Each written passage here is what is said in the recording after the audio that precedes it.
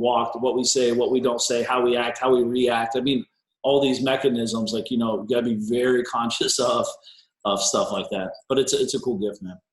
Wow. Wow. And congratulations to your kids on successful modeling careers. I know a lot of investors have been doing that. So that's great. So leaving a legacy, that's really important. Absolutely. So my last question I ask all of my guests here, since we have a younger audience, we also have some older ones. Everyone wants to hear from the GM.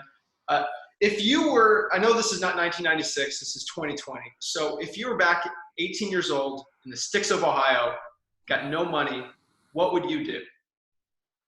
I would connect with people, man. Okay. You know, I'd commit and connect. So right now I'm going through a whole thing. I'm actually talking to my DM family about it, but I'm writing letters to myself when I was 18, 19, 20, 21. Like, I'm sitting across myself at 18 years old. What do I tell myself? Mark, quit being a pussy, step your game up, focus, don't go hang out with your buddies that are going nowhere. Like, that's the stuff I would say. I know you want to, but you can't. You have to stay focused. They're not going anywhere. You're going somewhere. You've been chosen. You got to do something with it. Don't waste it. Don't be stupid. Like, that's the kind of stuff that, by the way, that's the way I talk to myself. So, and I'll be releasing those letters actually to the world soon. But I've been writing these cool letters to myself, just kind of like envisioning what I would tell myself. I mean, how old are you? You're like 20, right? I'm 20, yeah. What would you tell your 18-year-old self? I would tell my 18-year-old self, I was a mule. I'm going to be honest. I went out, I put 200 bandit signs out when I was in high school. You know, I got kicked out of class probably every week answering bandit sign calls. And, you know, I got in trouble for that. And, you know, I was just being a mule, man. I went to college, cold called probably 4 hours a day. I figured out to come back home. And I came back home, did the school. You know, I graduated like 2 semesters ago, got my bachelor's. But, you know, it's all about wholesaling.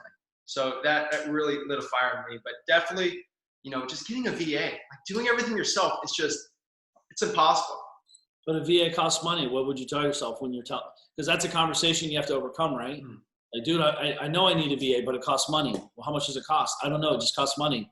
Well, if you don't know how much it costs, how do you know how much it costs? Like, it's just this weird, again, mules think differently, man. I'm telling you, magicians start thinking, how can the who to do the how, right? Dan Sullivan always talks about who can do the how for me.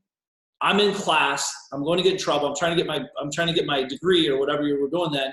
Who could do the how while I'm in there for 4 hours a day? What's a VA? Or your mom, or your dad, or your sister, or like someone has to do that activity.